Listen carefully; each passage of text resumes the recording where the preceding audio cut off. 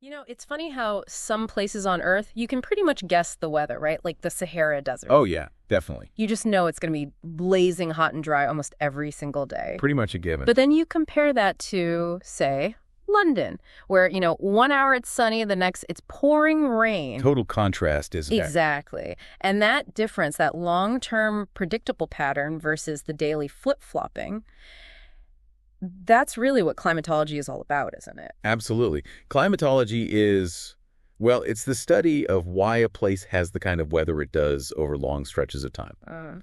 It's about looking at the big global patterns, these huge phenomena, right, and figuring out how they shape the general conditions in certain spots around the world.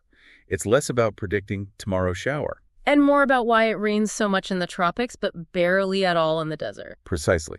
Understanding that long-term average and the reasons behind it. And for you listening, especially if you're knee-deep in ATPL theory prep, getting your head around this stuff isn't just, interesting trivia. No, it's fundamental. It's absolutely crucial for planning flights, knowing what conditions to expect, dealing with potential hazards wherever you end up flying. Definitely. So our mission today in this deep dive is really to pull out the essential knowledge from the sources you've given us.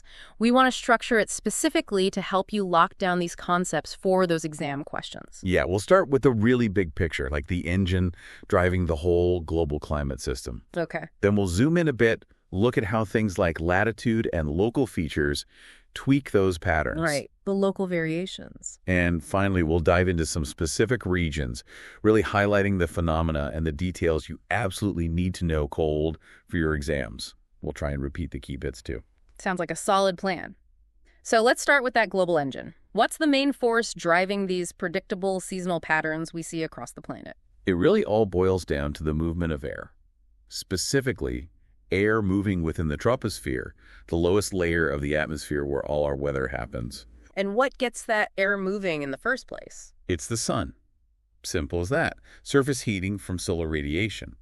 But the key is that the Earth isn't heated evenly. Right, the equator gets much more direct sunlight than the poles. Exactly. And that difference in temperature is what sets the whole atmospheric circulation in motion. Heat differences create pressure differences, and air flows from high pressure to low pressure. We've touched on that before. It connects everything back to these huge planet-spanning systems. It does. And the most fundamental of these large-scale patterns is something called the Hadley cell.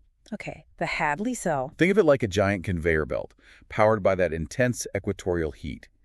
Right at the equator, the surface gets heated strongly. Makes the air warm up, become less dense. And rise. It becomes buoyant and shoots upwards. And when air rises like that, it leaves behind an area of lower pressure at the surface, right? Precisely. That's your equatorial low-pressure belt. Okay. Now, this rising air keeps going up until it hits the top of the troposphere. The tropopause. Yeah, the tropopause acts like a ceiling, basically. The air can't easily go much higher. So it has to spread out sideways. It does. It spreads out, flowing away from the equator towards the poles. But at high altitude, as it travels, it starts to cool down. Losing heat to space. Right. By the time this air gets to the subtropical latitudes, maybe around 25 to 30 degrees north and south. Like where many deserts are found. Exactly.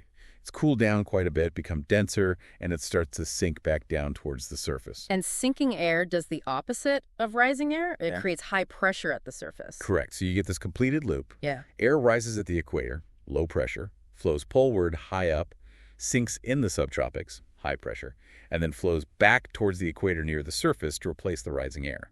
That's the Hadley cell circulation. Okay, that makes sense for the tropics and subtropics. But what about way up near the poles? It's obviously very different there. Very different. Up there, it's driven by the intense cold. Really cold temperatures mean the air at the surface is very dense and heavy. So it sinks. It sinks and pools near the surface, creating strong areas of high pressure right over the... All right. Many thanks for listening to this free part of the ATPL Theory podcast. If you want to continue learning and access the full comprehensive guide, go to my Patreon at patreon.com/ATPLtheory or my Hero at herohero.co/ATPL. That is patreon.com/ATPLtheory or herohero.co/ATPL. Wishing you all the best.